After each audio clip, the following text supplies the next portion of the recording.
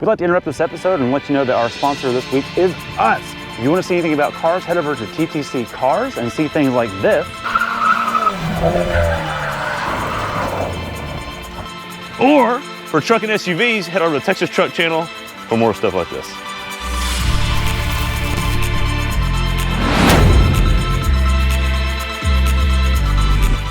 Alrighty, we're back, boys and girls, to the hill test. We've got the hard line, the hybrid line, and the bypass line. And what do we have today? That's going to be interesting because this one might be a little more challenging than normal. Brian, what do we have? It's my absolute, well, I think my absolute favorite mid-size family freaking hauler, the Kia Telluride. This and the Palisade trade punches, and I feel like, in terms of like ergonomics, at least for me, they're a punch above everybody. They've got that figured out. They're quiet on the highway, blah, blah, blah. We've never gone up the hill with one, and that's why I'm super excited about this.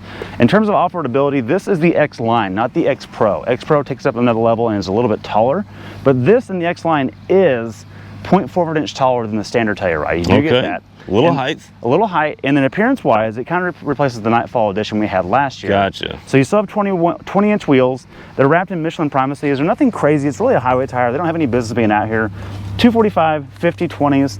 If you went to the X Pro, you would drop down to an 18-inch size wheel with a Continental Contact Pro tire, which would actually be pretty good for this. That would help a lot, actually. It would. Yeah. Approach angles also improved because of the ride height increase. It goes from 17 degrees to 17.7, which we need every bit we can for this hill right here.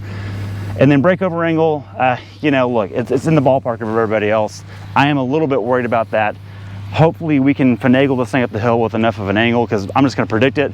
I don't think we can go straight up that hill. The approach angle is just not going to happen. We'll see in a second. Well, and we don't have good protection on this because it's not a ladder frame SUV, and so we don't want to tear anything up. Look, we've beached things here before. This is not one I particularly want to do that with. It's kind of heavy. It might do some damage to itself. Coming out back, you don't have a diff lock in this, but you do have full-time all-wheel drive, and we do have a center diff lock. The way this transfers power in the torque converter, the transfer case, is it's a clutch-based all-wheel drive system. When you hit that button, it doesn't act like a 50-50 split. It's not ever going to buckle on pavement. It's just going to engage it more urgently as needed. That's really what's happening here. It's not a true lock. It's going to do its best to do 50-50 simulation. It's still an algorithm at the end of the day. Now, the good news is you do have a torque-converted 8-speed automatic transmission that is excellent on the highway. It's actually a heck of a ripper. I can't believe how quick this thing is for what it is. And there's no CVT and no dual clutch that will really have a problem here. We've had CVTs and dual clutches not make it just on the incline alone. We should not overheat the transmission. We'll not get that warning today. That's the good news. Can't forget what's under the hood here. This is the 3.8 liter V6 dual overhead cam. We've seen this for a minute. It's a GDI Kia motor. Look, 291 horsepower, no turbos, no nonsense, good linear throttle response. I think it's going to do well for this application, but it's paired to an 8-speed automatic torque converter, which is awesome, but there is no low range. So keep in mind, that's not what this is. It's not a Jeep. It's not a 4Runner. It's not anything like that. It's just a solid family hauler, and I'm really curious to see what it'll do. In predictions, I think we're going to have to do a hybrid line. I think it will do more than the bypass, but not the full line. So we're going to have to do a one wheel up and really test that traction management and see if that right rear is going to get in the air. I think it will.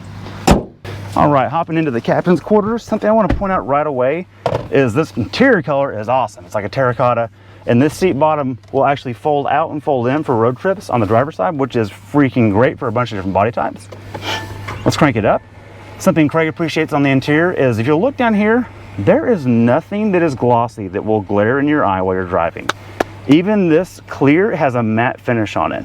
This is satin, not polished. This is a satin wood. Why is it so hard? It's just good job, Kia. And the headliner is freaking Alcantara-like material.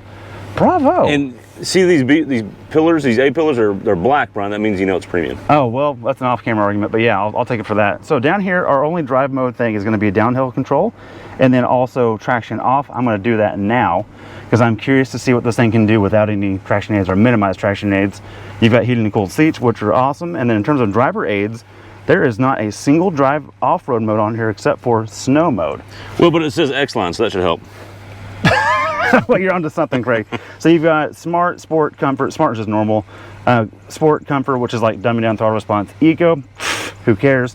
And then Snow mode for like inclement weather, which this will do well with. I'm going to leave it in Smart mode because that's the closest thing we have to a linear throttle response. And then we have the diff lock, which I'm not going to use initially, but we're probably going to need that before it's all said and done. So all that covered. All right, so Brian, so here's kind of our step, what we're gonna try to do, like all vehicles, we're gonna try to get to the obstacle first. Right. Because in front-wheel drive cars and a lot of crossovers that are all-wheel drive, just getting to the obstacle to see if we can even clear it is an obstacle in itself. If we were on a two-wheel drive Telluride right now, it wouldn't make it 10 feet further than we are now. Exactly. So we got a lot of loose surface. So that's a little bit of a test initially right off the bat. So and our progression is going to be, we're going to use no traction control at first. Right. Then we're going to add traction control. Yep. And then we're going to add center diff lock if we need all those things. I have a feeling Brian's right. We're not going to be able to get over this obstacle. I do think we'll get to it, and then we'll try all those on the hybrid. Yeah. First things first, let's take it dead on and see if the nose can make it up. Let's try it. All right, so this will be interesting. Like he says, I think it's going to be difficult to get up and over the obstacle, but I have a feeling we'll be able to get to it. I just don't know how many traction aids or modes we're going to need to help that. So let's see. All right, and this is the part where just a two-wheel drive Telluride would really actually start slipping, believe it or not. I know it doesn't look like it, but with tires that are not aggressive and a lot of loose surface, now we get to kind of the first dip or rut. And let's see what happens there as he applies throttle. We're going to talk him up, guiding him so he doesn't tear the front nose off. Not much slippage yet, which is impressive.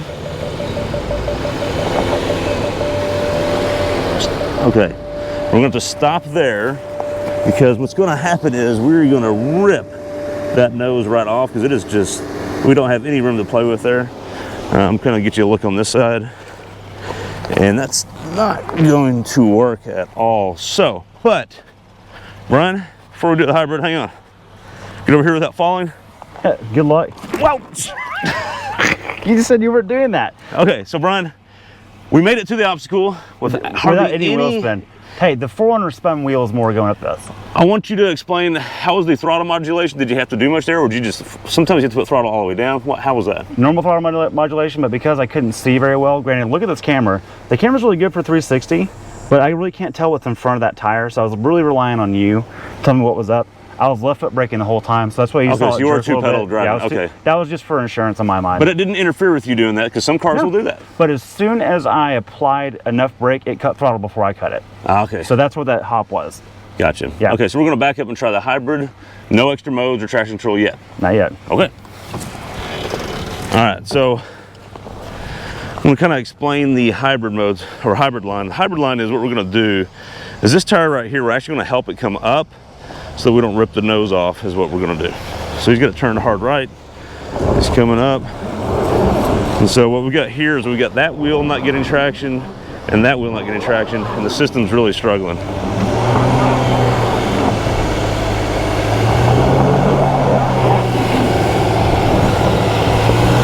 You can see it's just losing and kind of walk sideways. All right. All right, so what are you gonna do now? Traction on. Okay, now you're just gonna put traction control on and see what happens. So that was zero traction control. Now the system traction control will should be braking those wheels, but it doesn't seem to be doing that at all. Okay. And so that's where modes would probably help us, but we don't really have any to play with, at least not as far as off-road mode. Okay. So now we're going to do the center diff lock with traction control and see if that helps at all. That should give us a more 50-50 torque split, or at least a simulation of it.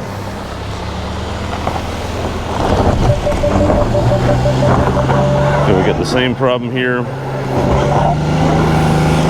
That way. Okay. Okay, so now we're going to try snow mode. We do have some modes. It's not really an off-road mode. Snow mode is designed for slippery conditions. Should stop a lot of wheel spin. We'll see if that is enough. A little bit more aggressive on, oh, no. Front gen. You need to go over more and then come back. Okay.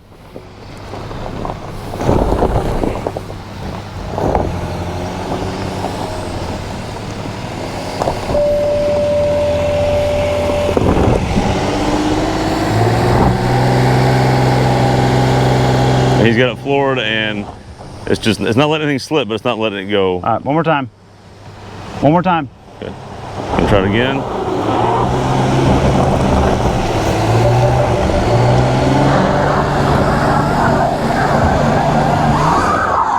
Okay.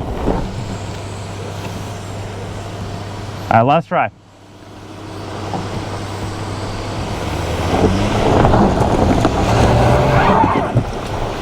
Okay, that's it. Okay, so we got two things going on. Let's back up. All right, Brian, so it's kind of obvious on camera. You'll see it later okay. and when you review. Several things going on. One, we don't have the tire. Right. Well, that's true. That's true. We don't have the modes to actually help us with splitting that torque around like we really need. Well, I can't split it left or right or front to back, really. Right. Yeah. And then we also have just an approach angle problem. So one of the problems we have, even on that hybrid, it's just going to bite too much into that front bumper. Is that what it is? Probably be fine. It probably would push in and be fine, but we don't want to rip that off. Well, but we can't roll back then. And then we can't roll back. So the thing is, we probably really could get really aggressive, and if a situation like it was life or death, we would bump it like crazy, and we would get over it. Yeah. And so, don't want to say it can't do it, but it can't do it without tearing things up. Yeah. And so that's the thing. But you've made a good point. If you're in an emergency and you can't get out of a flash flood zone, we're getting past this. Right. But the reality is, someone else needs to review this after us, and we're not here to break things. But I will say, a Mazda-style all-wheel drive system here with off-road mode would have done a better job at managing the left and right split with brake. True. It really wasn't doing much of that. It was just free-falling this left front, and the right rear were just doing whatever they wanted, basically. So I really am kind of bummed there's not an off-road function here. You would think there would be something, sand or mud or... Yeah, the hardware is here. Yeah. So I'm a little, just know that. There's no intent for that. We are taking it out of its fold. But let's try just the incline. I'm sure it'll do that. Let's just see what... And so what we'll do, we're going to try just the incline out of the bypass line, but we're going to go right back to no traction control, no center diff lock, and normal mode to Atlas. And let's show that brake over. That's my bigger concern here. Okay. All right, so now what we mean by bypass is instead of going up there in the hard line or splitting it in between the two, we're going to just take this bypass, which still has a very steep incline, and we'll see if that comes into play at all. Also, this will still test the traction control system. So far, so good. And this is going to be your breakover. Traction's doing well on a pretty loose surface with a tire that doesn't have grip. Here comes the breakover potential issue. I think we're okay. We're good. All right, well. All right, Brian, so as predicted, we did make the bypass line, which actually is a feat in itself. No, it definitely is. We've had two-wheel drive vehicles will not make that, believe it or not. No. And so the four-wheel drive... Sierra Maverick Hybrid review, for example. The four-wheel drive did help there, and you did it slow because it was really kind of test the transmission. A Subaru, the CVT, would struggle there and maybe overheat. Oh, good point. Two things that never happened was clutch packs on the dual clutch acting up or overheating, or the center diff clutch overheating. We've had that happen on other cars before. Right. Didn't have any problems there. All cooling's on an issue. The left front tire did start to slip, barely coming up the hill, but it solved it pretty fast. So. And then breakover was just enough, so we made it. Okay, I was interested about that. Kind of surprised by that. Once I was clear, I went for it. All right, so there you have it. That's another hill test. We test them all. We test them thoroughly. Crossovers, real SUVs, whatever it is, we test them. We're going to give it a shot, even two-wheel drives. Real quick, yeah, you got to buy something in its category. Ooh. What's going to make it up here? I'd like to try the Grand Highlander. Oh, more on that soon, yeah. With yeah. So and then, but there's not a whole lot of things that'll make it up here. So this is one of its Pilot. The Pilot Trail Sport will make it. That's right. For more on that, check that video out. And one more that, well, we got one more in this class that might make it too. Right. So thanks for watching. Stay tuned for more hill tests. We got a lot coming your way, and we appreciate it as always. Thanks for watching.